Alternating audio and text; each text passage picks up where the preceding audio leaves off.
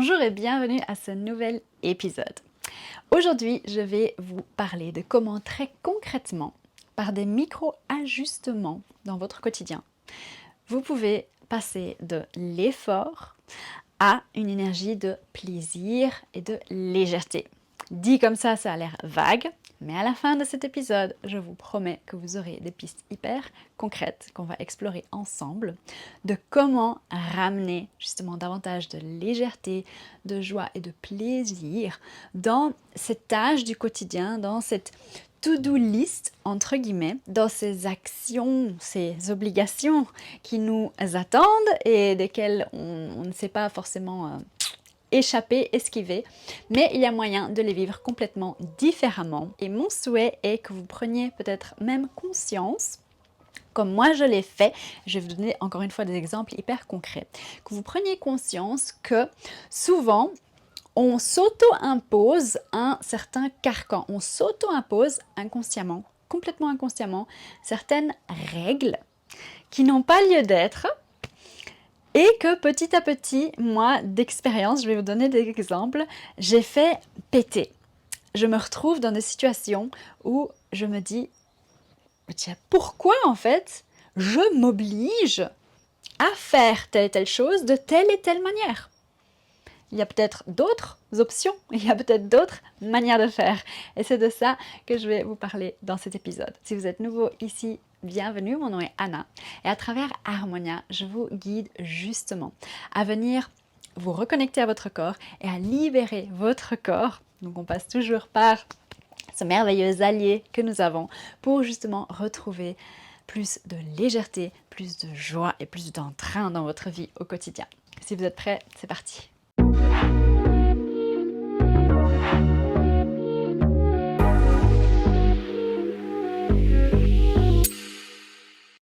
Donc mon invitation aujourd'hui, c'est de venir explorer ensemble où et comment est-ce que vous vous sapez inconsciemment votre joie, votre énergie et votre légèreté. Parce qu'une même tâche, une même situation peut être vécue émotionnellement dans notre monde intérieur, mais aussi énergétiquement, complètement différemment, peut être approchée complètement différemment. Prenons un exemple très concret qui moi m'est arrivé personnellement.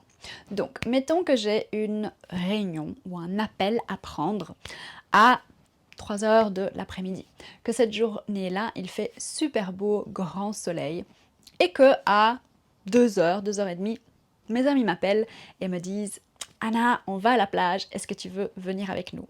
Option numéro 1, que j'ai fait de manière répétée, parce que j'étais justement encore coincée dans mon ancien carcan, dans cette cage en fait dans laquelle je m'emprisonnais toute seule, c'était de dire « Ah bah écoutez non, d'ici une demi-heure, une heure, en fait, j'ai un appel. Donc je dois prendre cet appel, je ne vais pas pouvoir aller à la plage. » Dans ma tête, c'est appel égale réunion / travail, donc égale inconsciemment bureau, et bureau égale maison.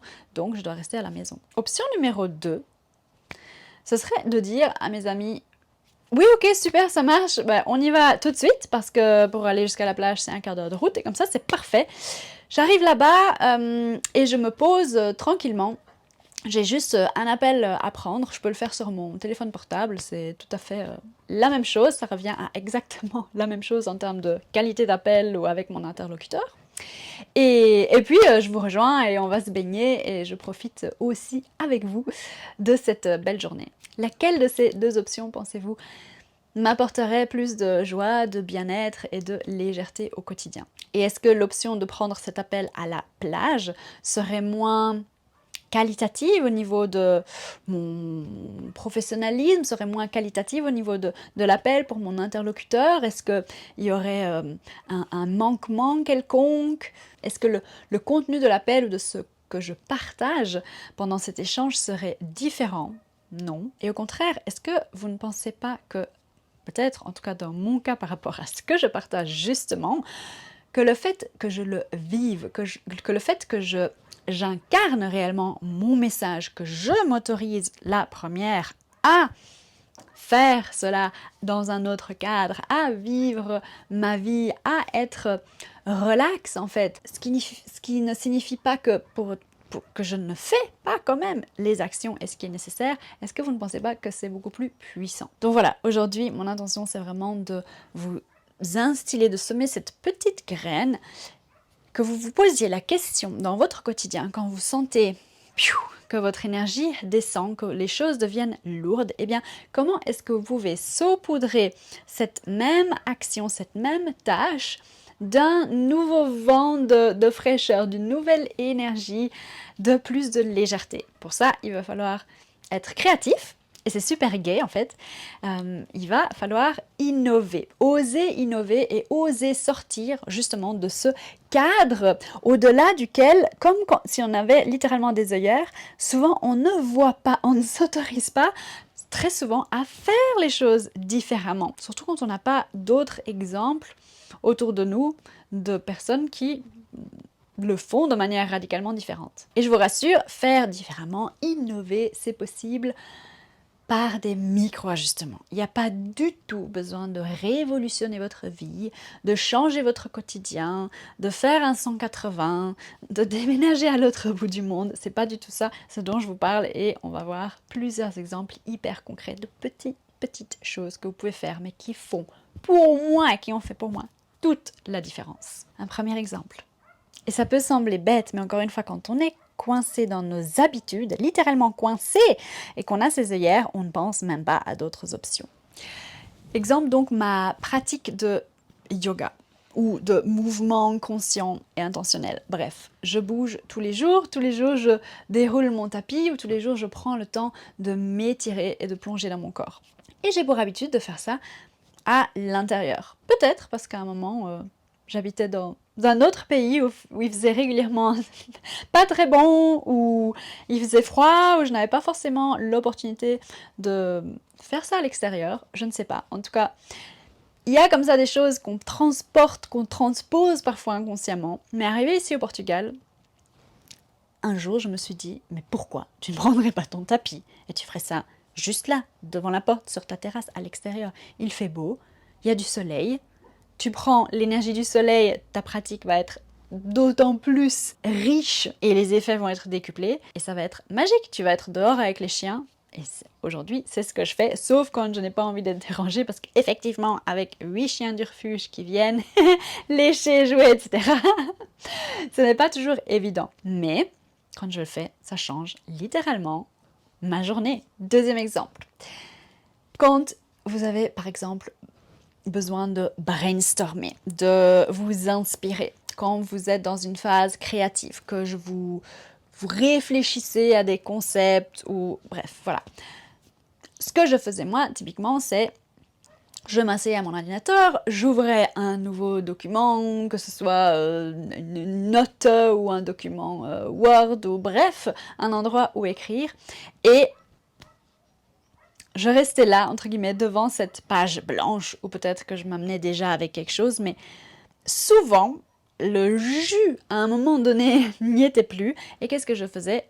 Je restais là, assise, devant cette page blanche. Ce que je fais aujourd'hui, c'est que d'ailleurs, avant de me mettre à l'ordinateur, avant d'essayer que ça vienne, je sors. Je casse ce schéma, je quitte justement ce contexte classique que j'associe à la création ou au brainstorming, et je vais par exemple marcher. Je vais prendre l'air, je mets mon corps en mouvement. Et pendant que je marche, sans forcer, mais je vais quelque part avoir cette idée, ou ce sur quoi je veux réfléchir, ou ouvrir mon esprit, ou laisser venir les choses, je vais l'avoir là présente. Et les effets sont radicaux. Donc je fais mon tour. Une fois que je rentre, je sais que je vais m'asseoir, ouvrir mon ordinateur, et que ça va déjà être clair.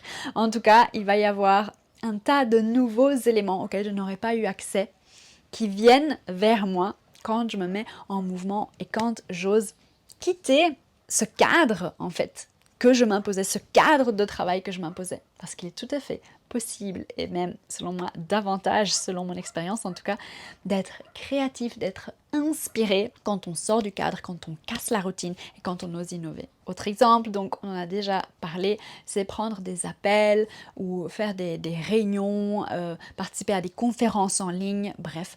Je m'imposais ce cadre de devoir le faire à l'intérieur, chez moi, au bureau.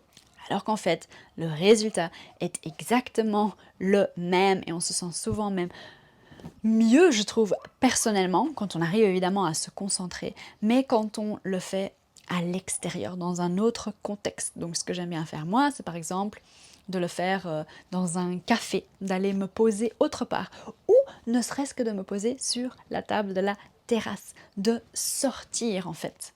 Un autre exemple de tâche qu'on doit souvent effectuer et en tout cas qui moi ne me réjouit pas énormément, c'est de repasser le linge, de replier le linge.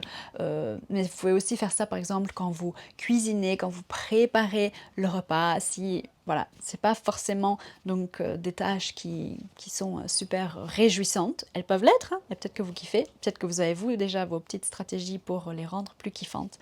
Mais moi ce que je fais maintenant, par exemple, donc prenons le repassage ou le pliage du linge, au lieu de le faire en silence et en fait inconsciemment souvent, eh bien, en ruminant, en me parlant littéralement dans la tête et en tournant en rond dans ma tête, je vais prendre ce moment pour mettre mon petit baffle, choisir de la musique qui me fait sentir bien, qui me met en bonne énergie, en haute énergie. Et pendant que je plie mon linge, je vais chanter, je vais danser, je vais bouger.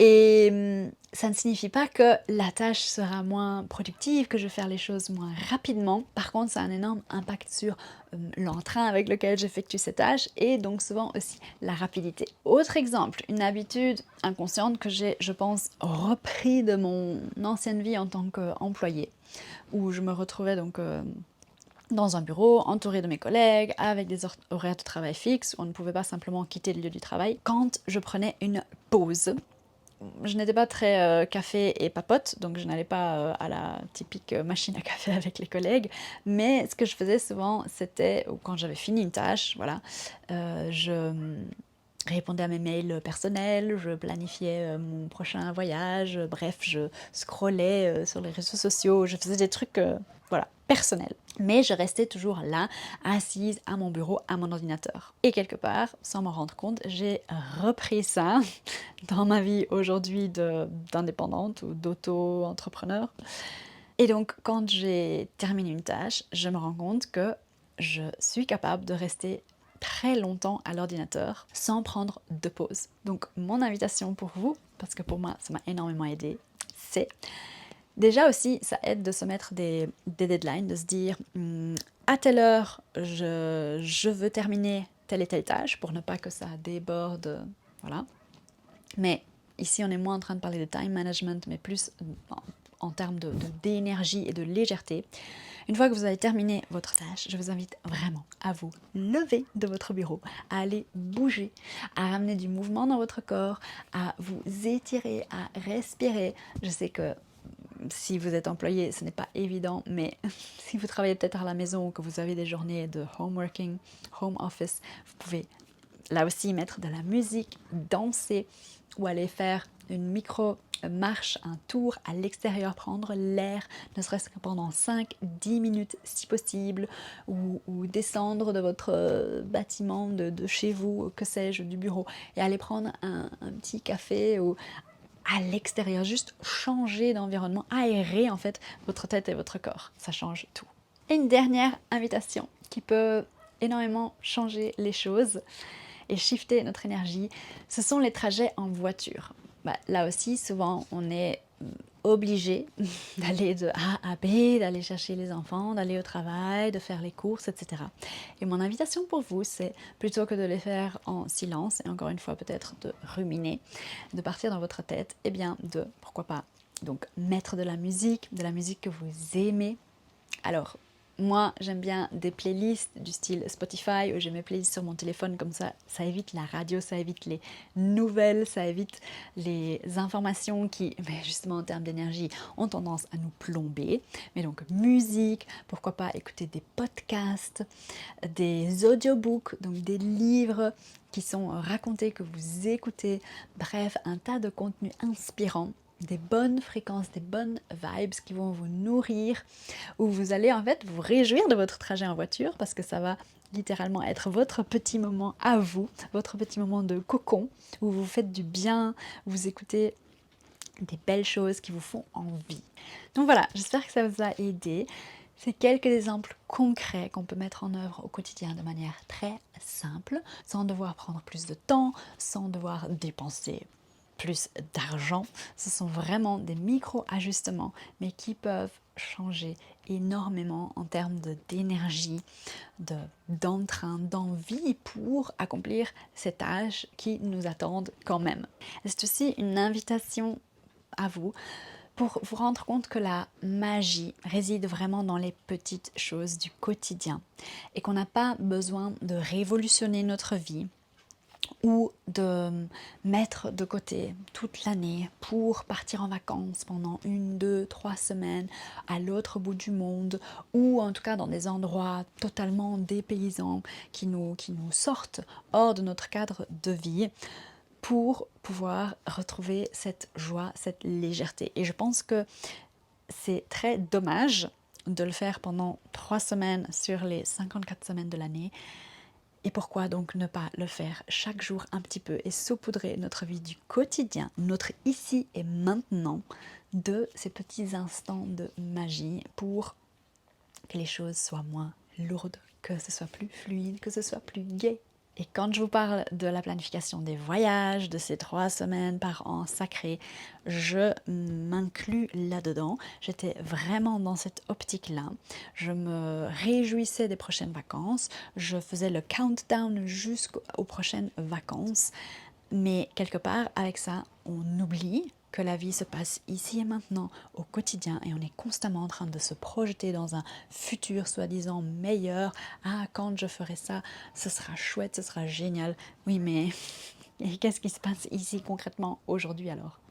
Donc revenez à ce concept de la simplicité, retour à la simplicité, back to basics. C'est vraiment quelque chose que je suis en train d'expérimenter, de vivre maintenant au quotidien, dans mon quotidien.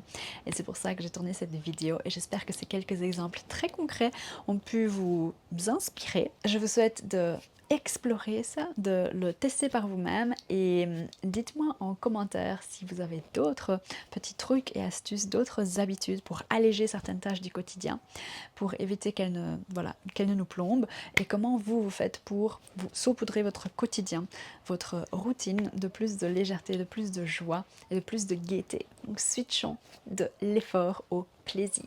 Let's go!